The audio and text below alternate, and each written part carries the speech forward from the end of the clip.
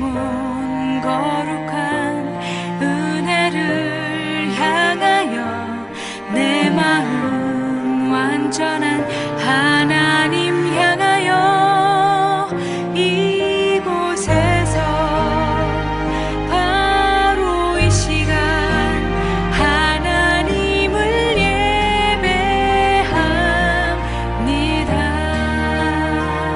이곳에서 바로 이 시간 하나님을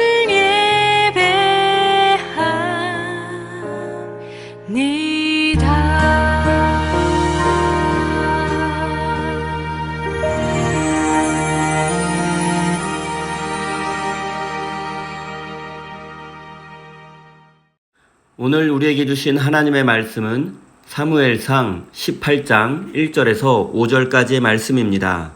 다 같이 화면을 보시면서 함께 읽겠습니다. 다윗이 사울과 이야기를 끝냈다. 그 뒤에 요나단은 다윗에게 마음이 끌려 마치 제 목숨을 아끼듯 다윗을 아끼는 마음이 생겼다. 사울은 그날로 다윗을 자기와 함께 머무르게 하고 다시 아버지의 집으로 돌아가지 못하게 하였다. 요나단은 제 목숨을 아끼듯이 다윗을 아끼어 그와 가까운 친구로 지내기로 굳게 언약을 맺고 자기가 입고 있던 겉옷을 벗어서 다윗에게 주고 칼과 활과 허리띠까지 모두 다윗에게 주었다. 다윗은 사울이 어떤 임무를 주어서 보내든지 맡은 일을 잘 해냈다. 그래서 사울은 다윗을 장군으로 임명하였다. 온 백성은 물론 사울의 신하들까지도 그 일을 마땅하게 여겼다.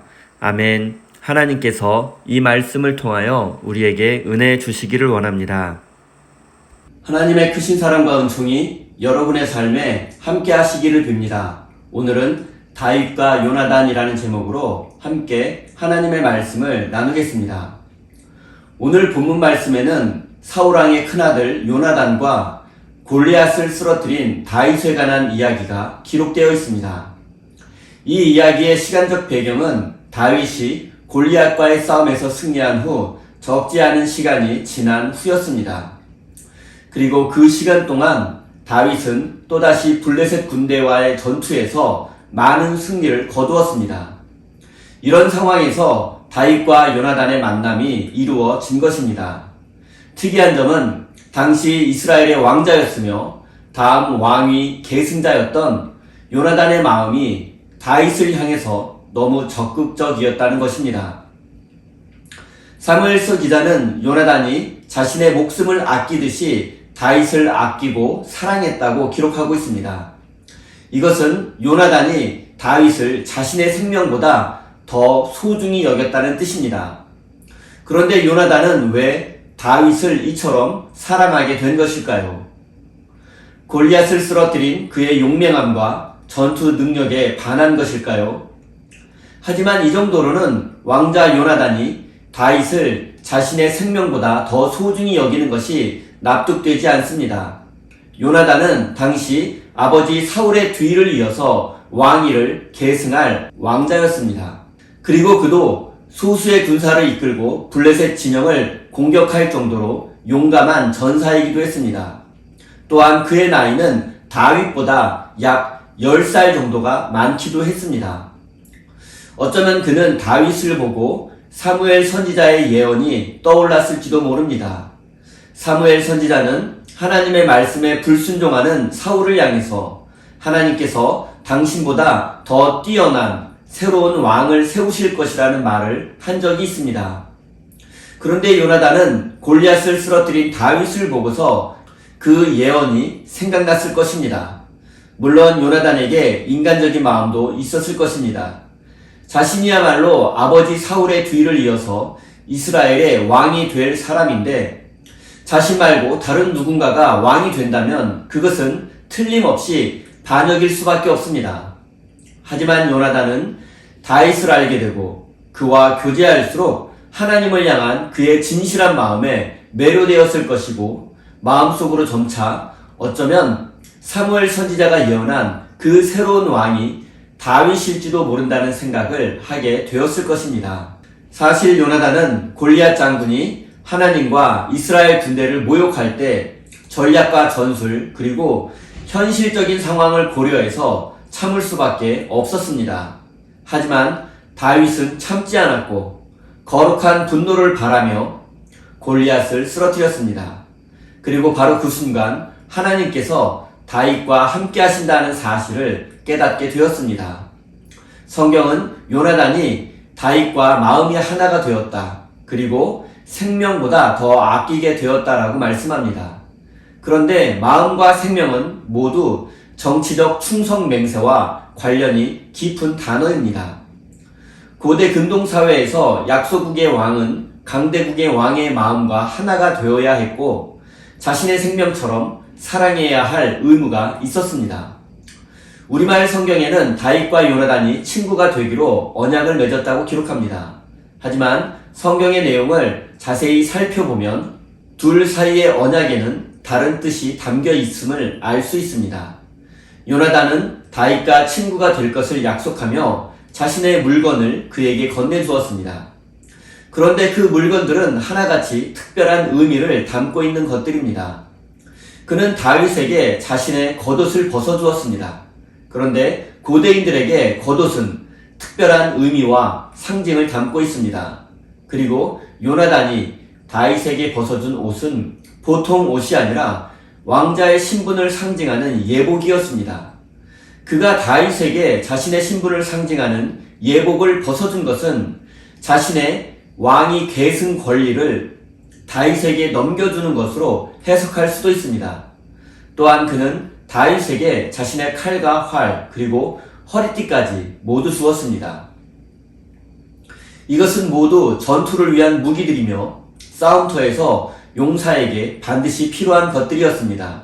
그리고 왕자의 칼과 활은 보통 군사들의 것과는 다른 의미를 가지고 있습니다. 그것은 바로 이 칼과 활로 나라와 민족의 안전을 지키겠다는 상징적인 의미가 담긴 물건입니다. 그런데 그런 물건을 다윗에게 넘겨준 것은 이제부터 다윗이 나라와 민족을 지키는 일에 앞장서게 될 것을 의미하는 것입니다. 그리고 이런 모든 상황을 고려해서 요나단과 다윗의 친구가 되겠다는 언약은 고대 근동사회의 관점으로 본다면 충성 맹세입니다.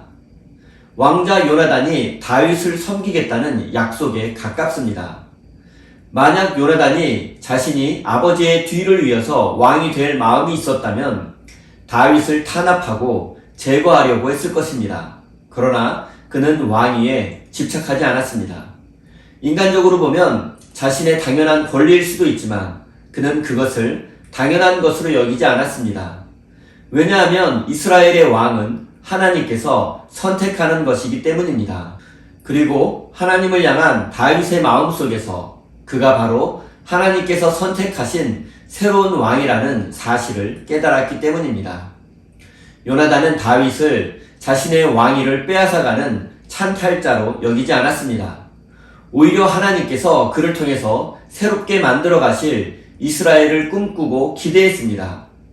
그렇기 때문에 그는 항상 다윗을 도와주었으며 자신의 생명보다 다윗을 더 사랑할 수 있었던 것입니다. 역사에 만약은 없지만 저는 이런 상상을 해보았습니다. 만약 요나단이 다윗을 자신의 경쟁자로 여기고 그와 대립하고 제거하려고 했다면 어땠을까 하는 것입니다. 저는 그랬다면 오늘날 우리가 아는 다윗은 존재하지 않았을 것이라고 생각합니다. 그리고 요나단이 없었다면 다윗은 자신의 소명을 포기하고 다시 목동 생활로 돌아갔을 수도 있습니다. 또 자신의 선의를 몰라주고 자신을 박해하는 사울왕에게 원수를 갚으려고 했을지도 모릅니다. 그러나 요나단이 있었기에 오늘날 우리가 알고 있는 위대한 다윗 왕이 존재할 수 있는 것입니다. 우리 모두는 다윗과 같은 왕이 되기를 바라지만 우리 곁에 요나단과 같은 친구가 없다면 다윗과 같은 왕도 존재할 수 없습니다. 그리고 세상에는 다윗과 같이 대단한 사람도 필요하지만 요나단과 같이 헌신하고 희생하는 사람도 필요합니다. 저는 교회에서 목사로 생활하면서 자녀를 위해서 기도하시는 수많은 부모님들을 보았습니다. 그리고 그분들이 기도할 때 빠지지 않고 기도하는 제목은 바로 나의 자녀가 다윗과 같이 위대한 사람이 되게 해달라는 기도입니다. 물론 그 기도가 응답되어서 우리 자녀가 모두 다윗과 같이 위대한 사람이 되기를 바랍니다. 하지만 이 세상에는 다윗과 같은 사람도 필요하지만 요나단과 같은 사람도 필요하다는 사실을 잊어서는 안 됩니다. 또한 하나님께서 보시기에 다윗과 요나단의 차이는 없습니다. 둘 다 하나님의 마음을 깨달았고 하나님의 뜻에 순종한 사람들이기 때문입니다. 다윗은 용감하게 싸웠고 요나단은 그런 다윗이 존재할 수 있도록 헌신하고 희생했습니다. 하나님 앞에서 둘 중에 누가 더 크다고 말할 수 없습니다. 그들은 자신의 위치에서 하나님을 의지하고 순종했을 뿐입니다.